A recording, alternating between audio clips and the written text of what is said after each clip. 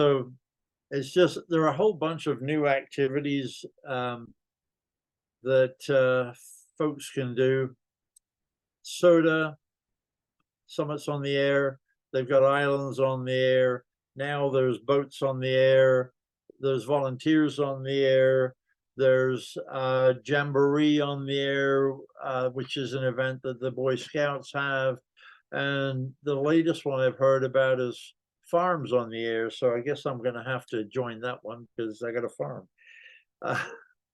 But anyway, they're all kind of fun, and I'm going to just touch on a couple of the stuff, couple of those during the process of this presentation. So a little history on Parks on the Air. It was started in 2017. The ARRL did it. A bunch of people decided that it was a cool idea and decided that it should continue. So POTA was born.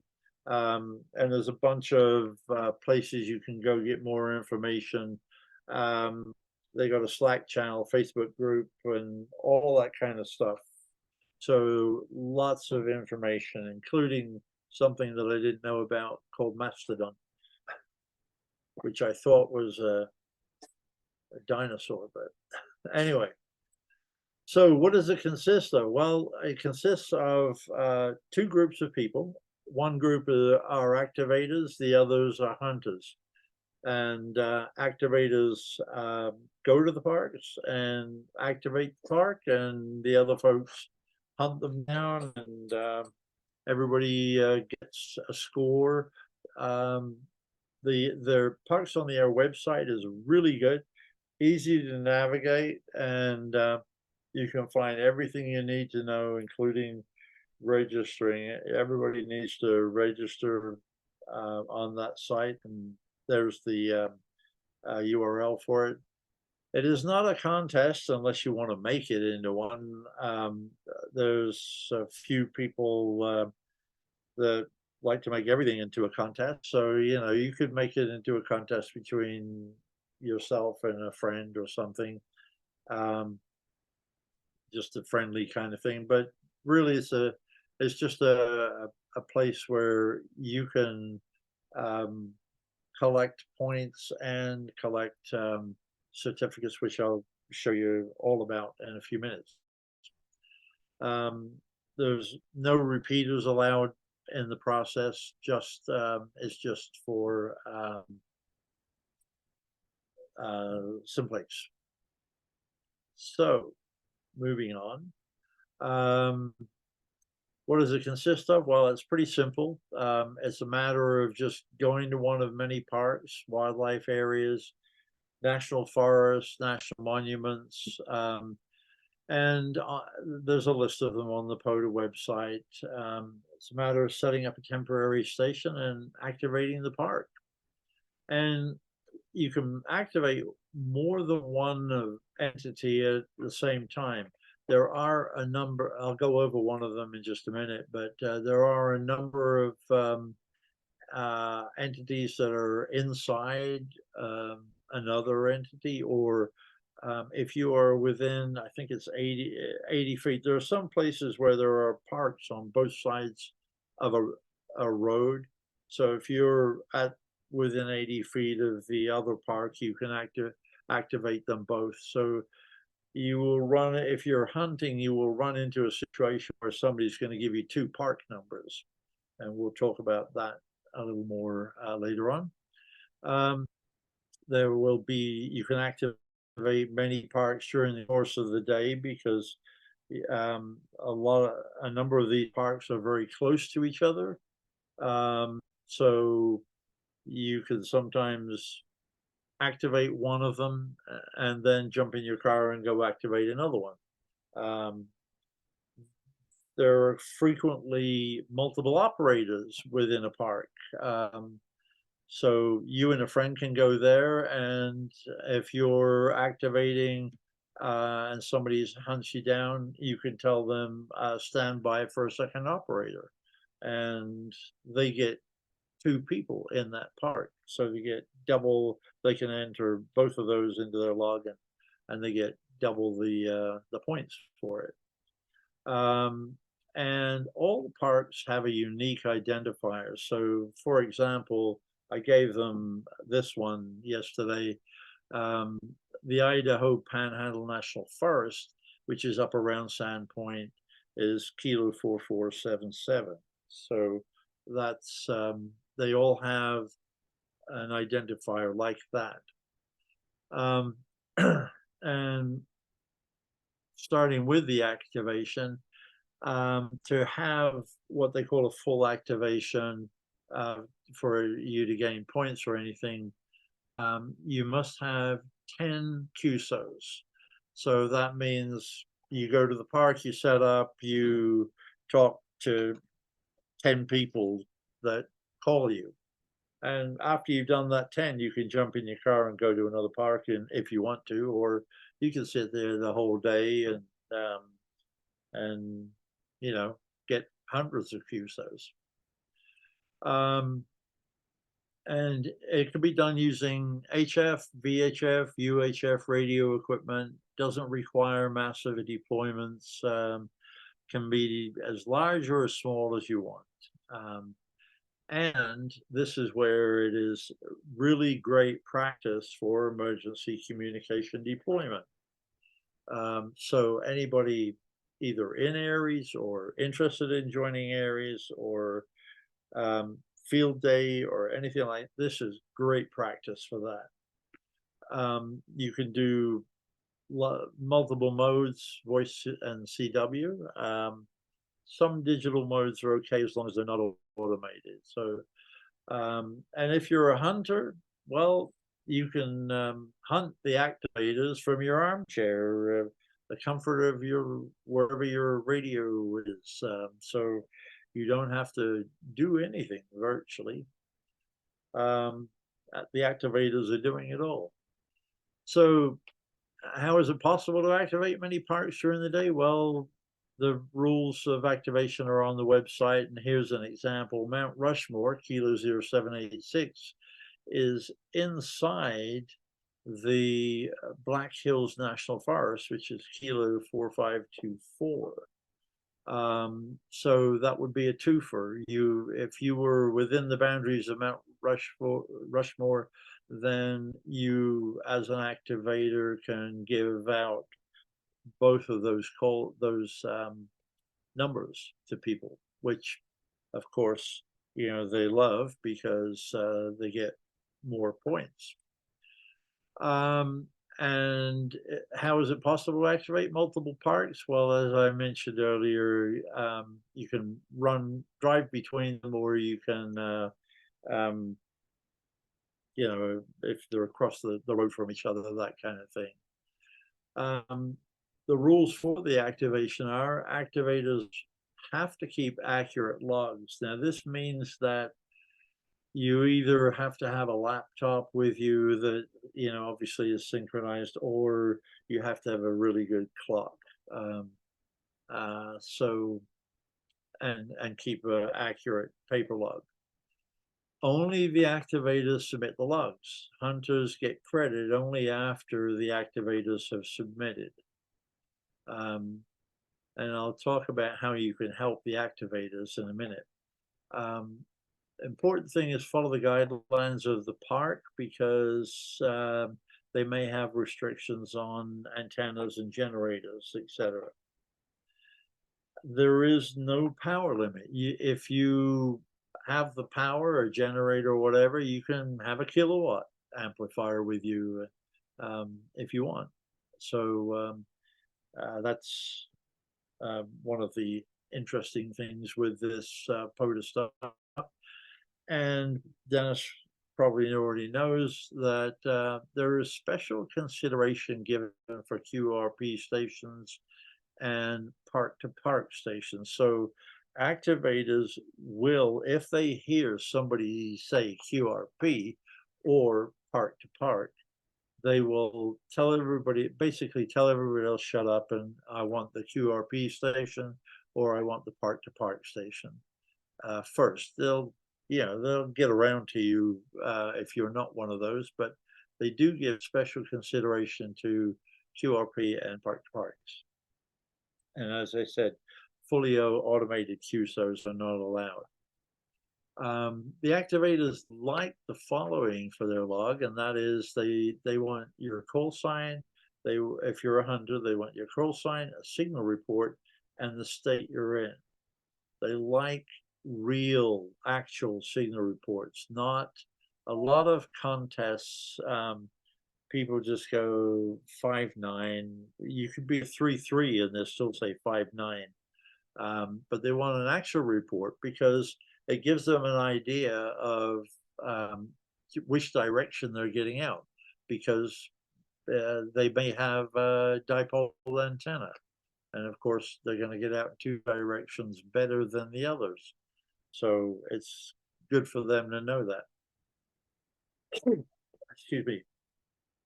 Be sure to use phonetics so they can get your call sign. And of course, NATO's the best ones to use. However, those of you that do single sideband contesting of any kind will know that sometimes using non-standard will actually get you heard. For example, a lot of the times the Japanese will use Norway Zanzibar to sugar for my call sign. So if I use that rather than November Zulu 2 Sierra, the Japanese pick me up quicker. And sometimes if I'm working South American or Spanish speaking stations, instead of saying Sierra, I'll say Santiago, because that's kind of a novel thing for them. And I mean, they know where Santiago is. So it sometimes gets through better. So again, while they tell you NATO stuff is the best, but sometimes it isn't. They are typically running on batteries, or frequently running on batteries, I should say. So they may be quick about the QSO, and they may have a pile up and just exchange the information they want with you, and then they'll want to move on. If, however, they come back and start giving you some information about their setup, in terms of what equipment they're using, that kind of thing, then that's an open door for you to give them your information as well. So they're more interested in having a little bit of a chat there. As a hunter, you don't submit anything to POTA other than, as I'll show you in a few minutes, you can spot them on the POTA website, which will help them, and I'll explain why in a second. But so it's best if you keep your log in your station. I use N3FJP, and they have a number of columns, and one of the columns I have changed. It was one of them that was you could rename, and it was called Other, so I changed it to POTA. And what that does for me is N3FJP tells me whenever it will say new if I haven't talked to that station. It will say new if I haven't talked to the county, the country, or the POTA. So it lets me know that it's a new POTA that I haven't talked to. So it's kind of useful there. And it's also recommended that you upload to LOTW, QRZ, Club Log. I do the first three. I don't do EQSL, but you know, you can do any of them. A lot. There was LOTW is the ARRL system, and I found that maybe in general, fewer than 30% of amateurs load to LOTW, but probably more like 50 to 60% of the people doing POTA upload to LOTW, and you will see the 100 US states there. And the ones in green are all the ones I've talked to. You'll see that for some reason, for the last 2 years, I have not been able to find anybody that has gone to a park in Montana. And these District of Columbia is, as they say, is a wild card. But I have not been able to find anybody in Montana that goes to a park and uploads to LOTW. So you will see once you start doing, once you've registered and you start doing the POTA stuff, you will end up with something like this. And as you get more and more, they will go from white to green. And this is one of the fun things about this POTA stuff, is that they have awards for just about everything. So I personally don't have the wall space in my shack because I have cabinets on 2 of the walls and a door, and cabinets with components on another wall, and then all my radio gear on the other wall. So I have no wall space to put any of these things up, but every one of those little red things you see on the screen there is an award that I've got. They give you awards for the first 100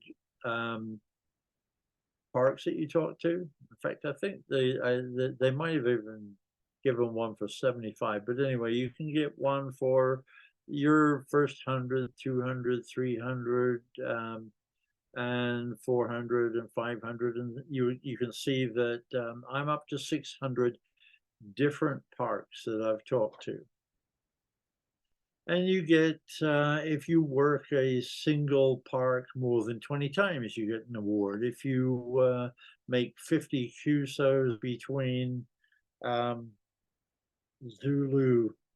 000 and 1200, you get another award. You get awards for the New Year, excuse me, the first week of the year, making a contact with a park in the first week of the year. So, and then you get a whole bunch of other ones, which I'll show you in just a minute.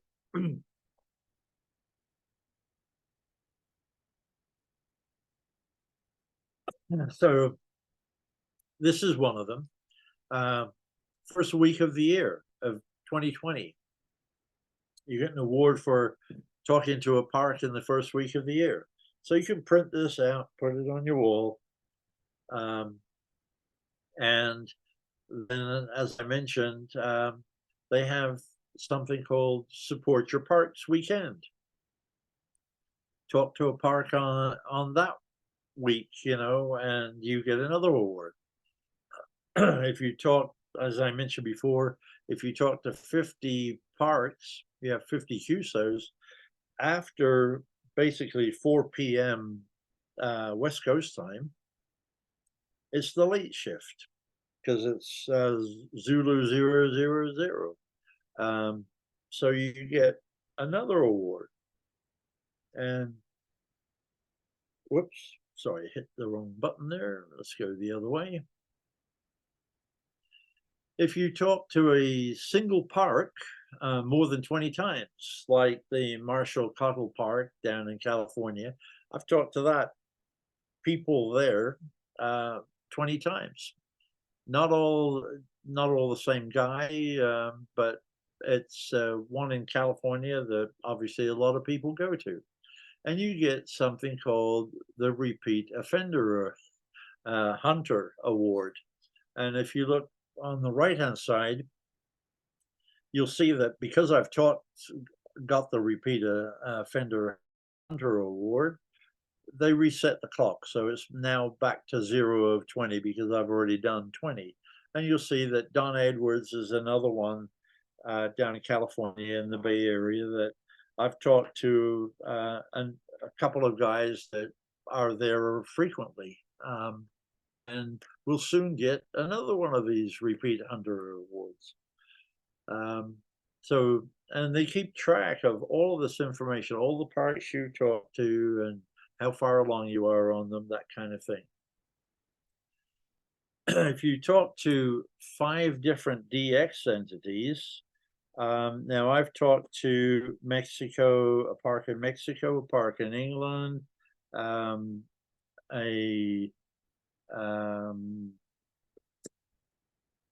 Puerto Rico, and I forget the other 2, but anyway, when you've done 5 DX entities, oh, Canada was another one, you get another award. And when you, as I said before, you can get the 100, and here's my 600 entity award. And I'm actually at about 625 right now.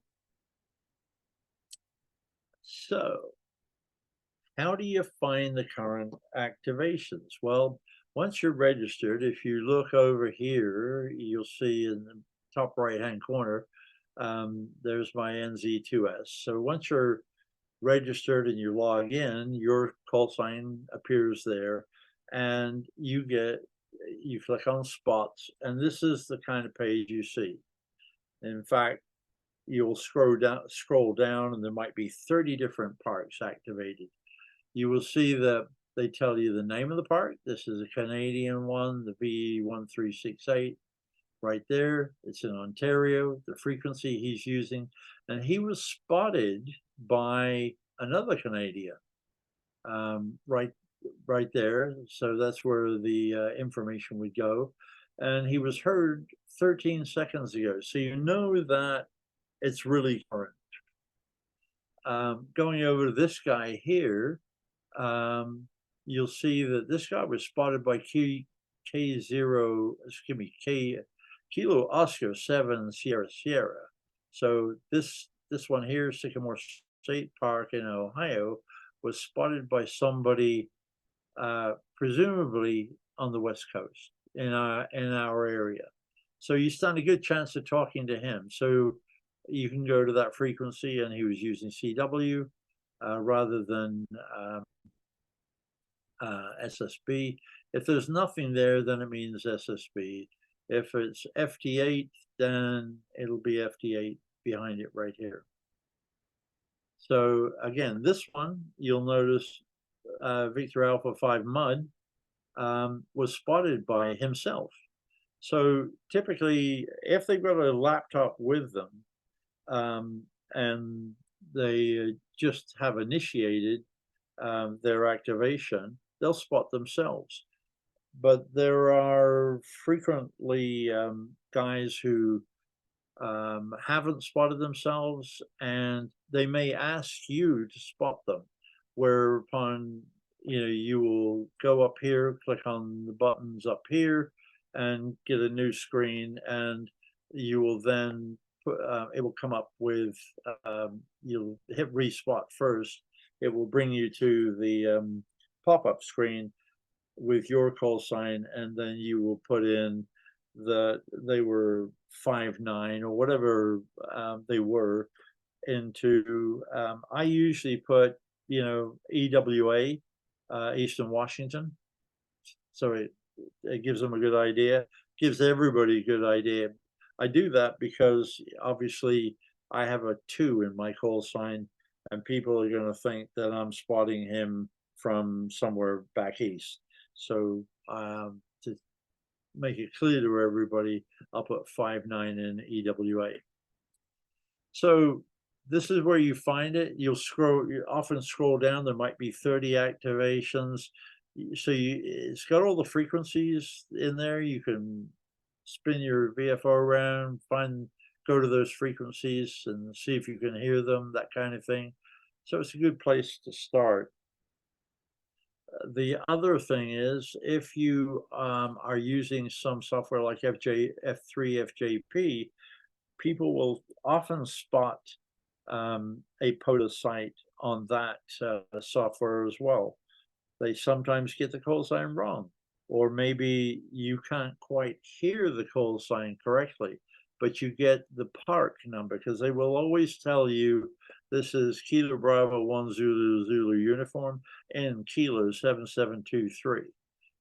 If you get the 7723, you can come here and find out exactly what his call sign is. If you click on this, the actual park, it takes you to a map of that park so you know where it is. If you click on his name, it gives you more information about him. So really good, you know, information there. And moving along, how do you find the parks to activate? Well, I obviously did this map for them. Up here is Sandpoint. They've got one. There's one up there, another one here, a couple down here, another one here. This is Mount Spokane. This is Riverside, and the other one that's across the river. And a little bit further south is Turnbull, and a bit further south is the one that Matt went to, begins with an S. Anyway, this is, you can go to a map on their website and it gives you all of the different parks you can activate. And if you want to know more about the park, you can click on the yellow dot and it will tell you that it's the Idaho Panhandle National Forest, Kilo 4477, and you can get more info by clicking on that other button there. And how do you activate it? Well, you send an ADI file to their website and it would look like that. This was an activation for Mount Spokane, and Mount Spokane Park is Kilo 3234. So that's what the ADI file looks like that you send to them. And as I said, you can combine POTA with SOTA, and SOTA was started out of England. A number of us, Matt and I and Jason and Amp, have done a number of POTAs and SOTAs. And you can combine them. For example, Mount Spokane State Park, Kilo 3234, has inside of it 3 different peaks that are in the SOTA library of mountains. Mount Spokane, and like the parks, they have a personal identifier. So Mount Spokane is W7W/WE-006. And you can drive up to Mount Spokane, so you can do a POTA SOTA without even getting out of your car if you wanted to. Matt, Amp, and Jason and I, as you're going up to Mount Spokane, there's the first parking area. If you hang a right there and park and then hike in, I don't know, 1.5 miles, I think it was, something like that, you get to Quartz Mountain, which is W7W/WE-012. And if you want to walk another mile or 2 further, you can get to Ragged Mountains. There's actually 3 SOTAs within the Mount Spokane POTA State Park.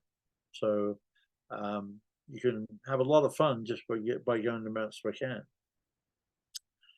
And as I said before, you can make it as little or as big as you want. So the picture you're looking at right now actually was the salmon run just a couple weeks ago. The guy with his back here is David Oglesby and 7LL.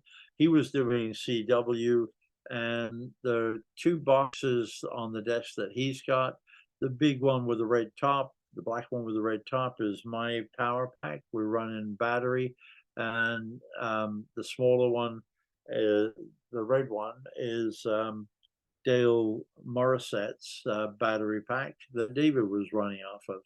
And you can see we were running computers because mine's got an inverter in it and that kind of thing. So Peter's got one of these as well. And I was doing single sideband. I think I made 55 contacts during the salmon run. We had an end-fed on a 30-foot push-up pole. And on another push-up pole, we had a dipole. David was using the dipole, multi-band dipole, and I was using the end-fed. So this might be one of the larger situations. And obviously you can use just about any kind of radio you want. Make it however big you want to make it, or you can go small. And lo and behold, here is Jason, Matt, Amp, and me. And this was on Quartz Mountain, and I made some contacts using a rubber duck from up there.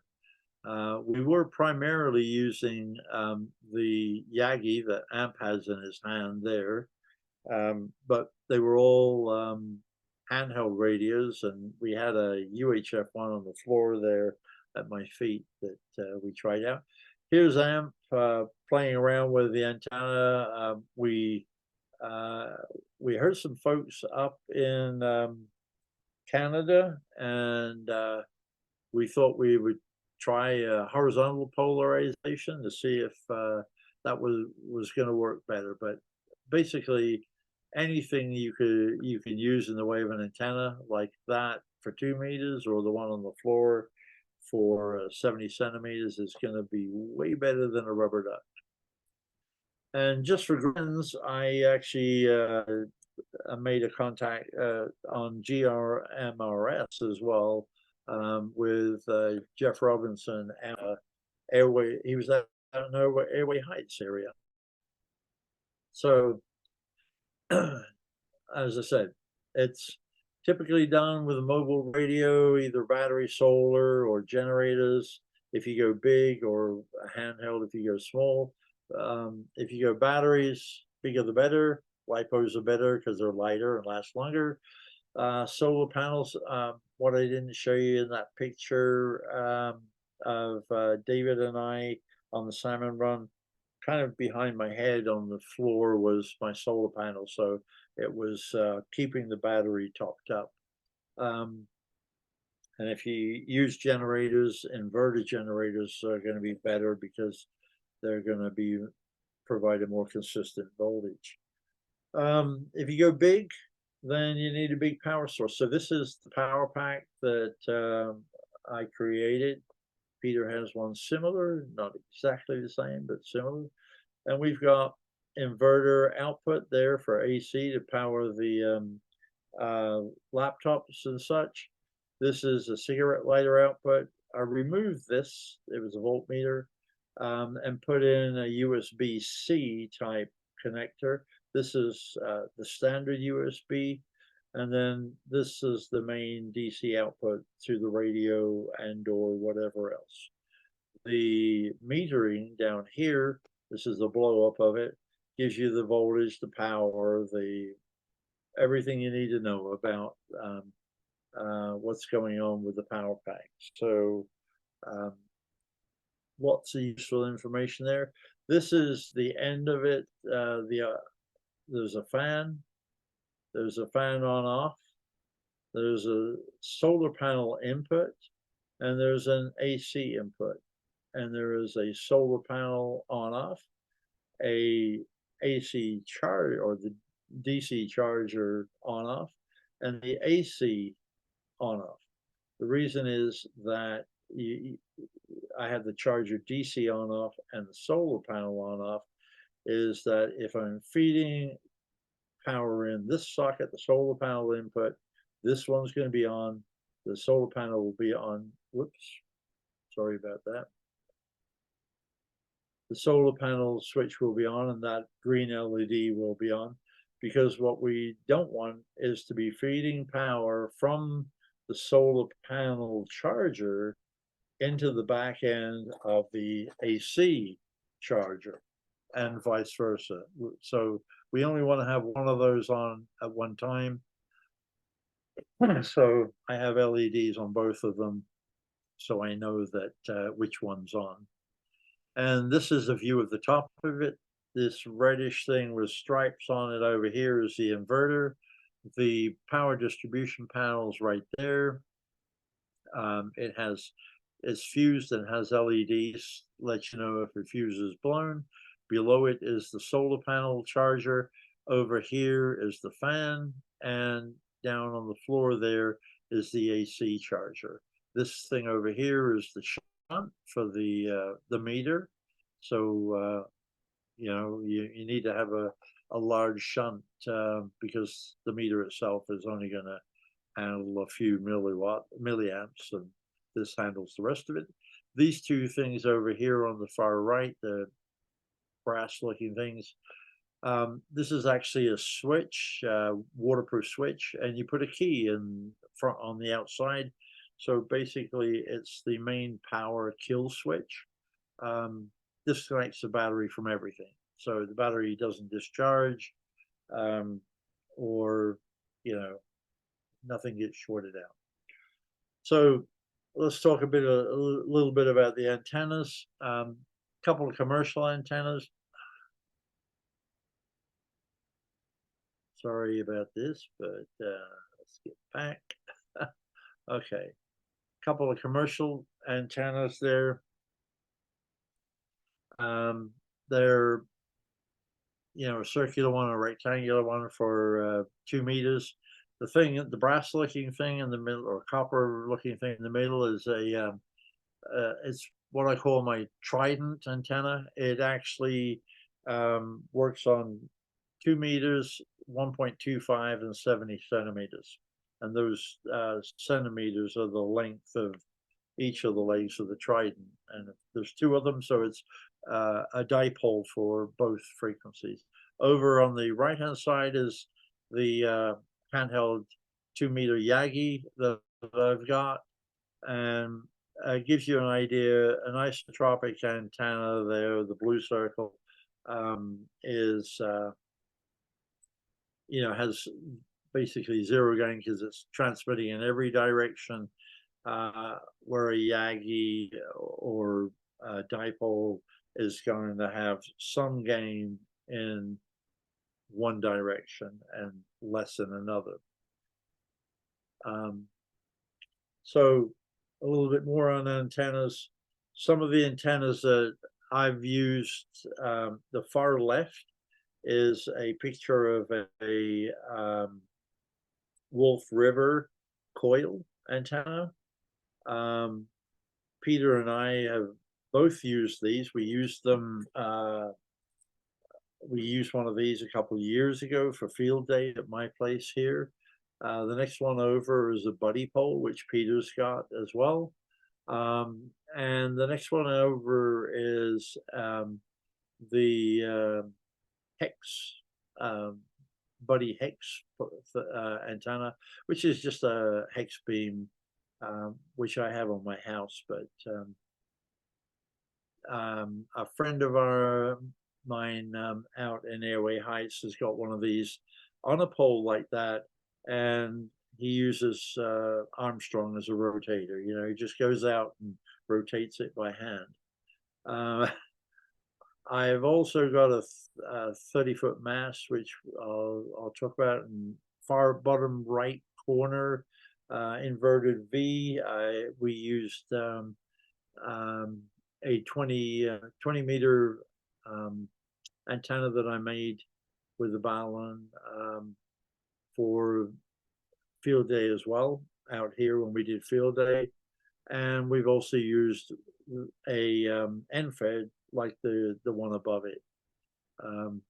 So they're the kind of antennas.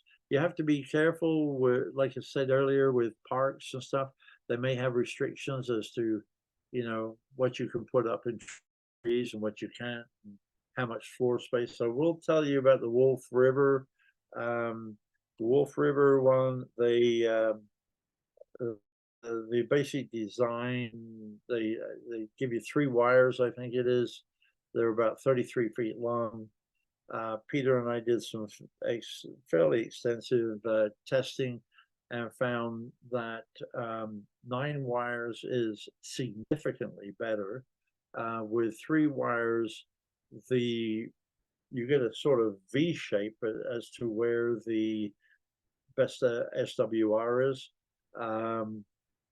So the area that's good is narrower, and as you add more wires, 33-foot wires, you get to 9, and it turns into a U, and you go to 15, and the U flattens out even more.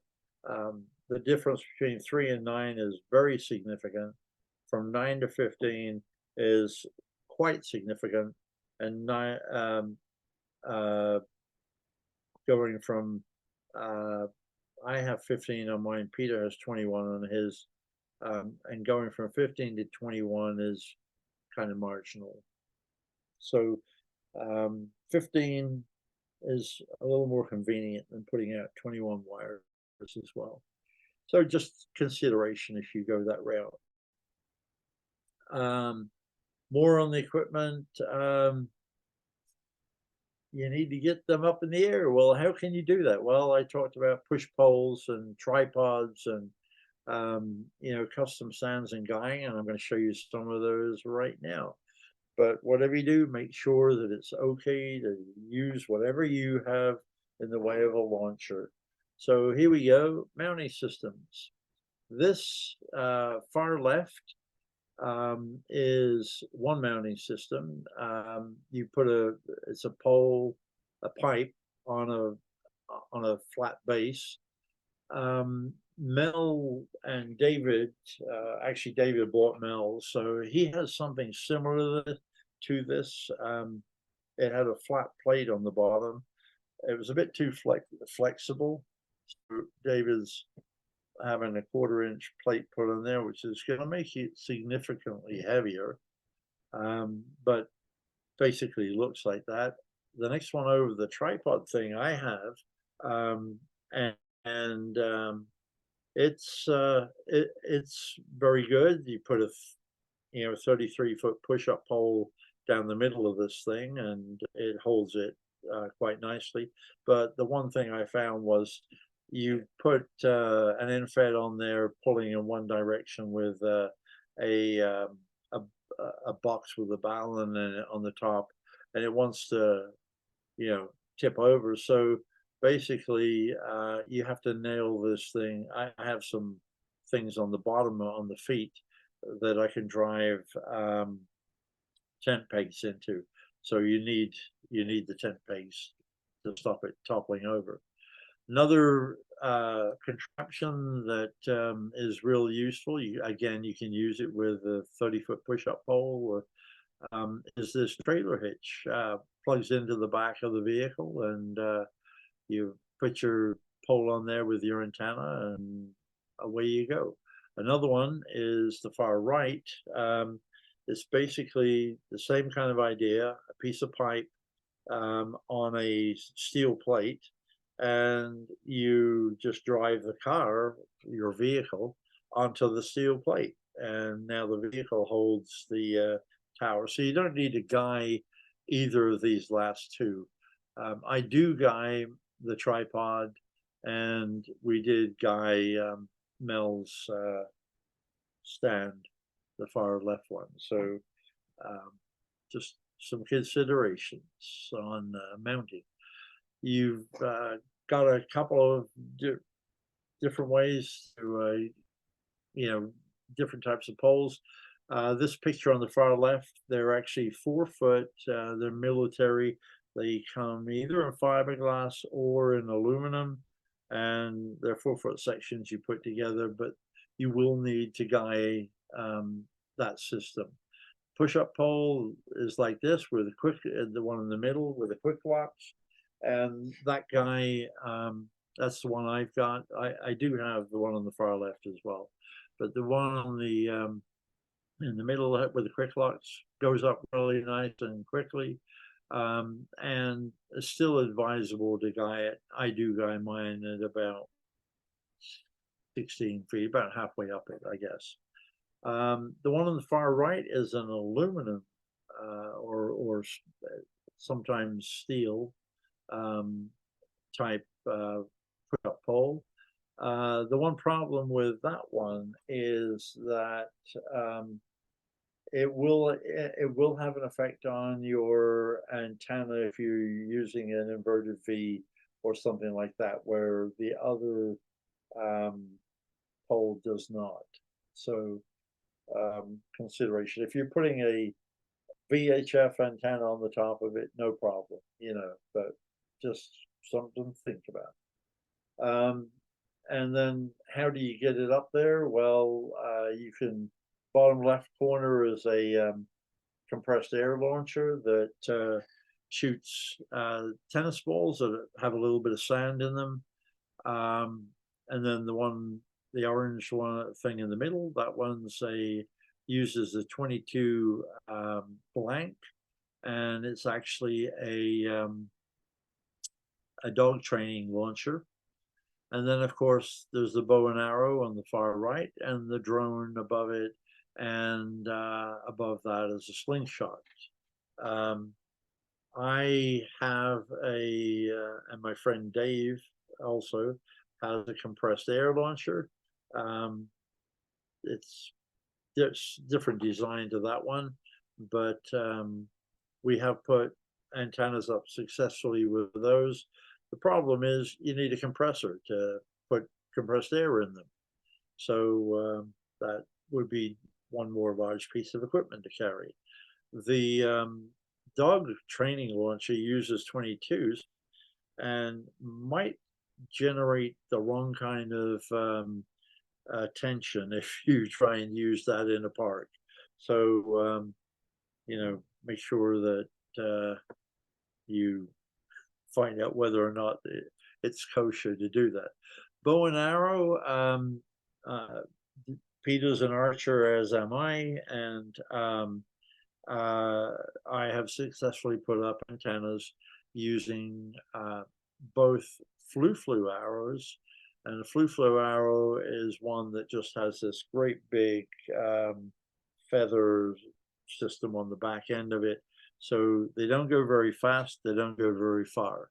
The other kind of arrow you can use is a fishing arrow, which is a very heavy arrow, and again, won't go very far. But again, if you're in a park, you got to be careful because you don't want to pierce somebody with an arrow. And you might also, if it's a busy park, you might garner some attention you don't want. I have both successfully and unsuccessfully put up a antenna. We actually put up Peter's first end-fed antenna with my drone, and that was successful. Took 2 tries, but we were successful. The next time I tried it was Bob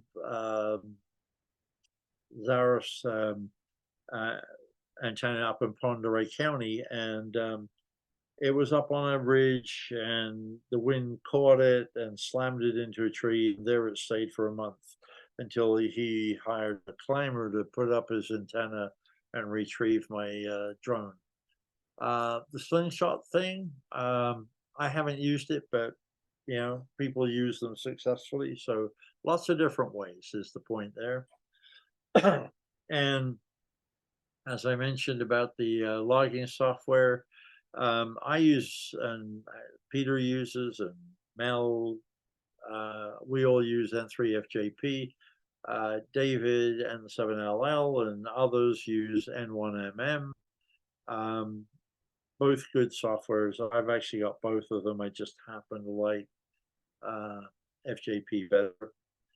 And some of my friends, like Matt, uses hammers on his cell phone, on his smartphone.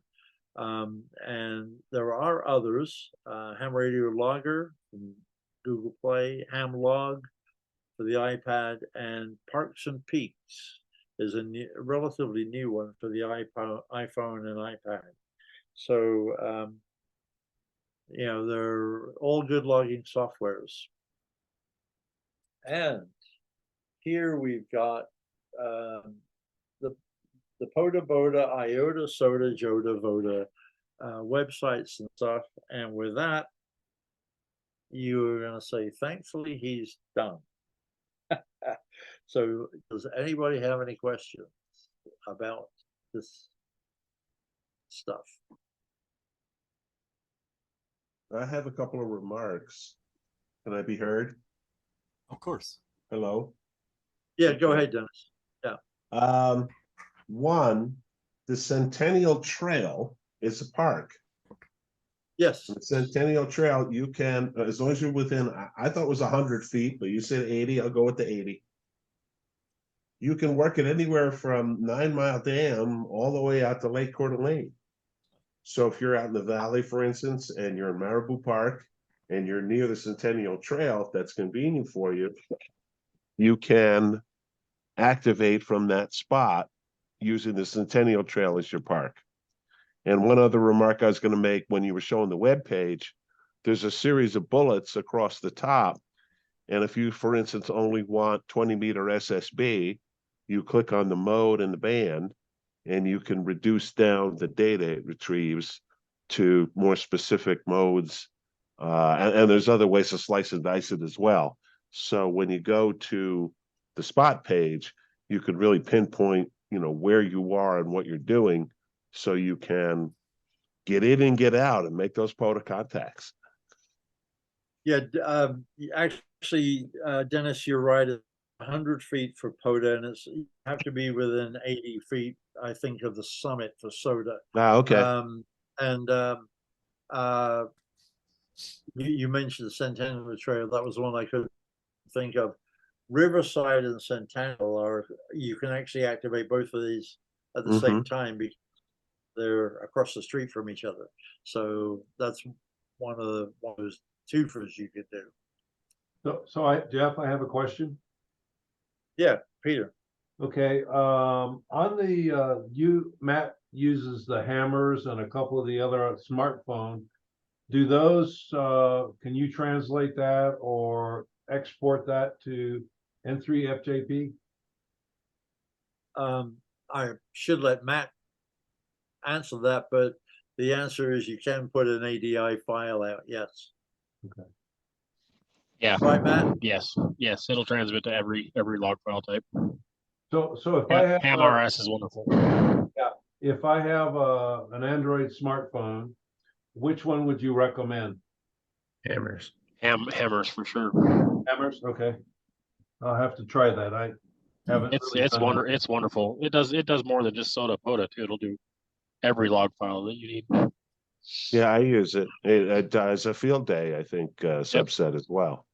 Okay, and so you just create basically when you get done there, because my main program is N3FJP. So basically, if I go out in the field, get done, I'm logging that in on my phone, and I just come home and create the ADI file and export it over to that and import it into N3FJP.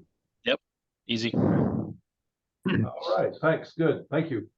The later versions of hammers will also show you when you've been spotted and using spots, and it'll actually integrates in with the POTA app as well to show you who's out there. But say if you're on a trip and you take one of your small radios, HF radios, and you make a couple contacts and you put it on your phone, it doesn't have to be specifically POTA, SOTA, or any of the on the airs. It could just be any contact. Yes, exactly. Okay, all right, great, thanks. Yep.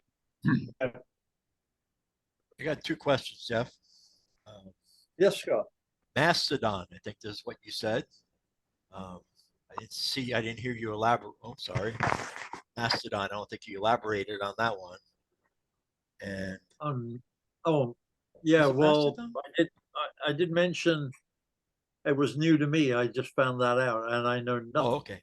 About Mastodon, so can't answer that. Maybe somebody else has got a. Mastodon is a Web 3.0 decentralized service. So anybody can run a Mastodon server, and they're all linked or can be linked to each other so that you can find, I don't want to use the word chat rooms, but you can find clubs more or less. And each club can run their own Mastodon server. Okay. The other one I had was, you said, it sounds like some of those parks can get really crowded for POTA and all that stuff. SOTA. When you went up to like Mount Spokane, did you ever see anybody in the vicinity that you were around that you could physically lay eyes on them? I did. Yep. Yeah, absolutely. When we Peter, there was a group of us went up there when we were working several bands with several different types of antenna. So Brenda and Rich and Peter and Greg and I and Matt and Jason and we're all up there. And because people can drive up to Mount Spokane, people do it, and when the weather's nice, so just for the view. So yeah, we had a number of people around us asking us what we were doing and that kind of thing. Same thing was true when Matt and Jason and Amp and I hiked up to Quartz Peak, Quartz Mountain, rather. A lot of other people hiked up there and again came up and asked us what we were doing and that kind of thing. So, I wouldn't say it was busy like Mount Spokane was, because there were cars coming and going and stuff at Mount Spokane. It was just a few hikers that were coming up on Quartz Mountain. Anybody know if Krell Hill or Tower Mountain, same thing, is a POTA site? I'm sorry, I think didn't it's quite catch SOTA. Is it You can SOTA? go to the SOTA page, and there are more SOTAs available around here than there are POTAs. Whether or Okay. not SOTAs are more accessible, of course, depends on how robust you are and how much you enjoy hiking and climbing. This is Tower Mountain's just right over. Well, yeah, right that way. Just a The little- rules on Yes. SOTA are a little different too. You're supposed to technically hike it to the top of the mountain. So it's supposed to be human powered and battery only, no generators. So I think you're have to hike like 100 feet or something like that technically. I can do that. No vehicle. No vehicle. You're not supposed to operate from a vehicle. Right. Yeah, for SOTA, but you can operate from a vehicle for POTA. And you need only 4 contacts for SOTA. Yeah, It's 10 for POTA. And Mary had a question. Yeah, I've been very unsuccessful, so this has been great for me. I've tried Palouse Falls, which I think is just in the middle of nowhere, is part of my problem. I don't have a good enough antenna for there. I've tried Lincoln Rock, and I've tried the Whitman Mission. And the Whitman Mission was interesting because you could climb up on a hill where you could just see forever, but I wasn't getting anybody responding. So do you suggest using Slack to try to get people to know you're on there? Do you suggest, is it legal to go on a repeater and just do a CQ and see if there's anybody out there and say, hey, I'm trying to do it, will you switch over? What do you do? Yes, absolutely. That's okay to do, right? Yep. You can't make the contacts on the repeater, but I've gone, when we've gone up to SOTA, jumped on a repeater, multiple repeaters, and said, hey, everybody, I'm doing SOTA, POTA, or whatever. Jump over here to this simplex and find me. Yep. When I've gone, I get clobbered. I'm underneath a pileup. It's stressful. Yeah. And I would say pick a park that every, like Mount Spokane, for instance, has been activated many times. But I go up to Mount Spokane, it's a 20-minute drive from where I'm sitting, and I just get clobbered. And mostly I'm QRP. Yeah. So definitely spot yourself too, Mary. You can put yourself on the RBN will spot you, but a lot of times I'm CW, and that gives me and Edge from the power standpoint, and the RBN will pick you up as well. Okay, thank you. You with the POTA app as well, you can schedule your activation, so you can say, I'm going to be at this park from this time to this time, and it will put it on there when you get there. I tried that for one of the times and still didn't get anybody, so I'm persevering. Well, Mary, one of the other things you could do, of course, is put it out on our group's IO. And then you will at least get some people from the club. Yeah, if I do it closer through here, yeah. Every time I've spotted myself on the ham, Mary, if you're on the ham spot, it's nonstop people trying to come after you. So Really? Yeah, I don't know if it's because I'm doing it during the week and people are at work. I don't know if it's because I don't know what my issues are, but I'm going to keep trying. So thank you guys for the encouragement. Hey, Mary, are you on VHF, UHF, or are you on HF? Yeah, remember, Mary's the newbie here. I've been doing my 2 meter on my Yaesu. And I've got good power going out, but I think it may be partially antenna, which is why I thought by going way up to the top of the hill in Walla Walla, I'd at least get somebody. I mean, I lugged all the stuff up to if you've ever been to the Whitman Mission, I went all the way up to the top and I have it all set up and I'm clear and there's nothing. Were you on FM Simplex, or did you go to the sideband section of the band? No, I was on Simplex. Okay.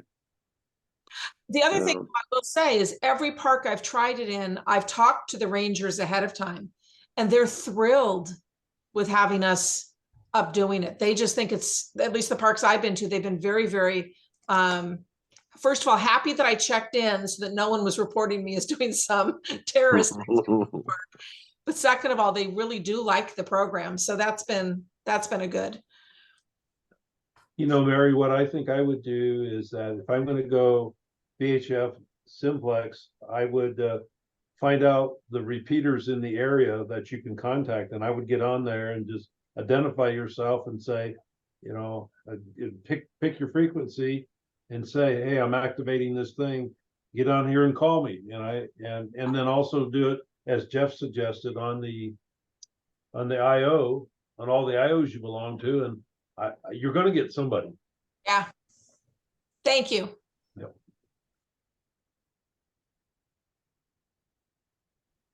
All righty. Well, anybody else got anything you want to talk about? No, Jeff, hey, very good presentation. Yeah. You and I Good job. I've learned some stuff each time we talk about this subject, and I think when the weather gets better, I think we should, as a club, see who wants to go out, and you know, maybe we do the VHF HF thing, and those that aren't like Mary, that aren't familiar too much with HF, she can be involved in that, especially with 10 meters being wide open now. You can get on that, and I think we could have some fun as a group. watch for me and Jason next weekend. We're going SOTA to Micah, one of the ones we haven't done yet. We've got 12 peaks so far under us, which is great. Yeah, that's good. So Yeah, Jeff, thank you so much. Maybe we can get, since obviously Kelly and Dennis have got some experience at this, we can get you know, a group of us to take some of the people. The 3 of us can take people who haven't done it, you know. I'd love to do that. do- Absolutely. Yeah, I have a little URP rig. Yeah, and I've got the gear. I got the lightweight antennas, cabling. I've got the little micro coax cable, the portable antennas. I've got a buddy stick, I guess it is, and several other of those vertical varieties. They've evolved, and they've gotten a lot better. You bring the QRP stuff, and I'll bring the heavy artillery. Okay, I'll get there first. Mhm. I got a little QRT rig. I do want to tell everybody that I just got a note from the Redodo company, which sells, I think, very good high quality. Jeff and I both have a lithium ion phosphate battery, and they have a 100 amp hour mini battery for $218. And it's highly, highly rated. 100 amp hour. 100 amp hour. I Yeah, just we, ordered one. Peter and I put 50 amp hour batteries in that box that I showed you guys. And they were about $160, I think. Yeah, well, this is the same size of that battery, but it's 100 amp hours. Hmm. I'm going to pull the 50 amp hour out of the red box. Jeff and I built the same one, and I'm going to pull that one out of there and put the 100 amp hour in it. So that's a very heavy duty battery there, but it's highly rated. So it's Redodo, REDODO, and they just sent me a thing with all kinds of discounts. So it ended up being $218 plus tax, so it's $232 or something for a 100 amp hour battery. That's a really good buy. The interesting thing is that Peter and I have been working on Rev 2 of these, and both of them have got wheels on them. So dragging them up a trail to with wheels on is going to be a lot easier. Well, I don't know about Jeff's, but mine was 42 pounds plus. So going up the stairs to show that off one day at a demonstration was not an easy chore. So I have a couple of Bioenno 30 amp hour batteries that go in an ammo box, and it's quite sufficient if I'm going to be hiking up a mountain. 30 amp hour. See, I measure stuff in grams.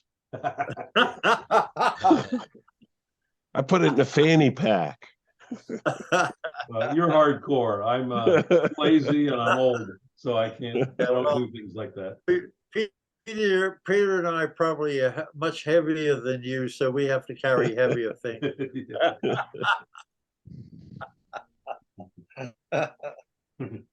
All right, folks. Well, unless we got anything else, I guess we can. Matt, you can kill it. We'll call it an evening. All right. Thank you, everybody. Very enjoyable. Good evening. Thank you, everyone. All right, Thank you, guys. Appreciate it. All the information. Thank you, Jeff.